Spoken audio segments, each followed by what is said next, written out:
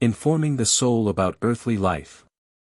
As soon as you ask me a question I will answer and instruct you, so that you understand correctly, and all ambiguity is lifted. The earthly progress of a human being's embodied soul, of the once fallen original spirit, is a difficult test of its will which is as free as it was when the original spirit came forth from me.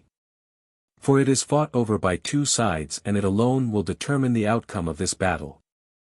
Spiritual guardians will always stand by its side, but they may not interfere with its free will. And at the same time countless adverse forces endeavour to cause the human being's fall once more. However, it is possible for him to master the latter by unwaveringly turning his will towards me and thereby constantly receiving strength to resist and pass his test of will. But since the original spirit is still completely without knowledge at the onset of its incarnation as a human being, since, due to its apostasy, due to its rejection of my light of love, it has deprived itself of its light, knowledge and awareness, it has to be instructed, and this takes place from outside and from within, through my spiritual spark inside of him which ceaselessly urges it into doing kind deeds, and then also imparts an inner light to the human being. In addition, I will always direct a human being's circumstances such that he will be able to learn from them, because time and again spiritual guardians will influence his thoughts to take the right direction, to muster the will to turn to me, and then I will be able to work exceptionally in him myself. Thus, I take every care that the original spirit will be able to reach its objective as a human being during its earthly existence once it has expressed its will to undertake this final test of will as a human being. But no soul, no original spirit, having passed through the creation in the state of compulsion, will be forced into this final incarnation. The state of compulsion comes to an end the moment all small particles of an original spirit have congregated again, and from this moment on this original spirit will be free once again, it will not be subjected to coercion, neither from my nor from my adversary's side. It will be able to determine its own fate. During the time of its higher development from the abyss its resistance to me will have diminished to a point that it will then be fully mature in order to live on earth as a human being, yet it will have to accept this gift of grace voluntarily. And therefore, it will also be informed of its earthly destiny. As a result of my permission the original spirit realizes that it is not yet at home where glories await it, and it wants them. But it also realizes that only the development as a human being will lead it back into its lost home. It also knows that it will have to occupy a form again, and this knowledge can still delay its life as a human being. Still, as a rule it will readily accept the embodiment as a human being and feel strong enough to pass its final test of will.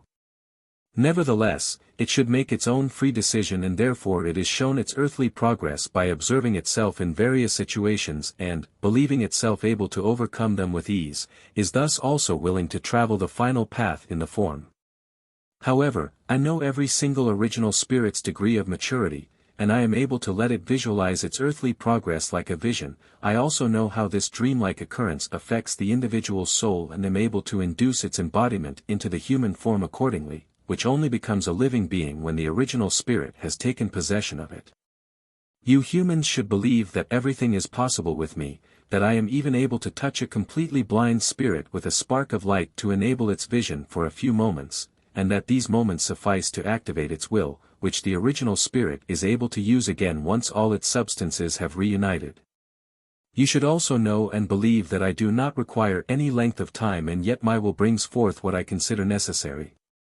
And this expression of will by an original spirit to accept the human form is necessary, for it has left its constrained state and should now also freely decide to accept its earthly progress as a human being.